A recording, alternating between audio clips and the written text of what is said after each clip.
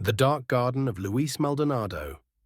It was May 3rd, 2010, in Gainesville, Florida, and a heavy rainstorm blanketed the city.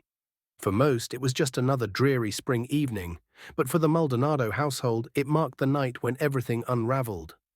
Luis Maldonado, a 41-year-old former Marine decorated with high honors, had returned from war with his mind fractured and his soul warped. These days, he worked as a crossing guard, a quiet role in sharp contrast to his once adrenaline-fueled life of combat. In the eyes of the community, he was a patient, calm man who loved gardening. But behind the neatly trimmed hedges and carefully tended flower beds, Luis had become something far more dangerous. Living with Luis was his younger brother, Pedro, who was 28, and the polar opposite of Luis in almost every way. Pedro was carefree, sociable, and obsessed with his PS2 and going out to parties. Where Luis lived a life of discipline, Pedro lived one of chaos, which only fed the resentment Luis harbored toward him. To Luis, Pedro represented the worst aspects of modern youth entitlement, laziness, and lack of direction. For months, their tensions simmered, but no one knew that Luis had already begun unleashing his dark side on unsuspecting victims. Over the past 6 months, Luis had brutally murdered 2 people, both strangers he had crossed paths with by chance. His first victim, a fellow resident of the neighborhood, had met his end in Luis's backyard, while his second victim had been a jogger who had the misfortune of crossing his path on a day when his murderous urges were at their peak. The night of the confrontation. It had been raining for hours that night, the relentless downpour masking the stench that had become unbearable for anyone who ventured near the Maldonado home. Pedro had noticed it days earlier, the unmistakable odor of decay. It seemed to be coming from the backyard, where Luis spent most of his time. The smell had grown worse over the past week, filling the air like a thick fog, but Pedro, like everyone else, assumed it was a dead animal. That night, Pedro was playing PS2 in the living room when the smell became so unbearable he couldn't ignore it any longer. Cursing under his breath, he stood up, determined to confront his older brother. He grabbed a jacket and headed outside into the rain. When Pedro reached the backyard, he found Luis standing there, motionless, staring down at the ground. Luis was drenched, his clothes clinging to his body, and the smell hit Pedro like a wall as soon as he got close. "Luis! What the hell, man?" Pedro shouted, his voice struggling to rise above the sound of the rain. "That smell, it's disgusting. It's coming from your garden, isn't it?" Luis didn't respond at first. His hands were clenched, his gaze still fixed on the earth beneath his feet. When he finally turned, his eyes were dark, hollow. Something about him terrified Pedro in that moment, but he didn't back down. "Tell me what's going on," Pedro demanded, stepping forward. "You've been acting weird for months." "What's in the ground, Luis?" For a moment, the only sound was the rain hammering against the ground. Then, with an eerie calmness, Luis bent down and picked up a pair of garden shears from the ground beside him. "You should have stayed inside, Pedro," Luis said, his voice devoid of emotion. Pedro barely had time to react. Luis lunged at him with the shears, the sharp blades slicing into Pedro's side. He cried out in pain, stumbling backward as blood poured from the wound. Luis didn't stop. He swung the shears again, catching Pedro in the arm, the blades cutting deep into muscle and bone. Pedro fell to the ground, his body writhing in agony as Luis stood over him. Without hesitation, Luis brought the shears down again and again, the metal slicing through flesh until Pedro's screams faded into weak gasps.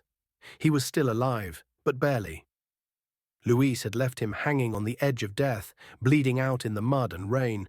Luis dropped the shears and walked away, leaving Pedro's broken body behind, as if he had simply pruned a bush that had grown out of control. The victims of Luis Maldonado. Pedro wasn't Luis's first victim, but he was the one who would bring Luis's dark secret to light.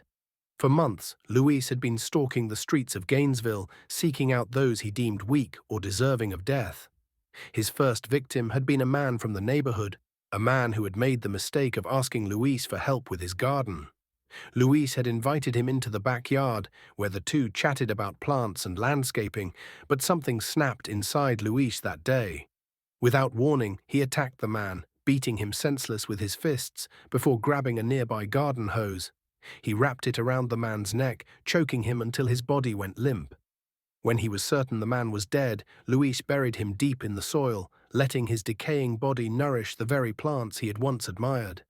His second victim was a jogger, a young woman who ran the same route every morning at dawn. She had passed Luis many times on her runs, never paying him any mind. But on the day he killed her, he had something else on his mind. That morning, Luis had been on his way to get his lawnmower repaired, the blade of which sat rusting in the back of his Dodge Ram. When he saw the jogger running past, something inside him snapped. He pulled the truck over and waited for her to circle back. As she passed by again, he got out of the truck and walked toward her, the lawnmower blade gripped tightly in his hand.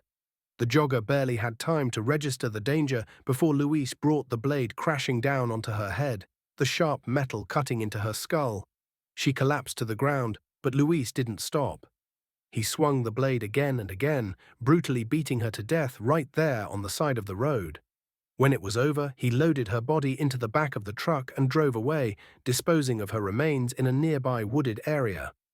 The aftermath. Luis had been careful up until the night he attacked Pedro, but with his younger brother bleeding out in the backyard, everything unraveled. Pedro survived miraculously, though he would never fully recover from the injuries Luis inflicted. His survival led to an investigation that uncovered the bodies buried in the garden and the truth behind Luis's horrific actions. When the police confronted Luis at his home days later, he didn't resist. He was arrested and charged with multiple counts of murder and attempted murder. During his trial, Luis showed no emotion, his face a mask of cold detachment as the details of his crimes were laid bare. Pedro, still bearing the physical and emotional scars of his brother's attack, testified against him, recounting the terrifying night when Luis had nearly killed him with the garden shears.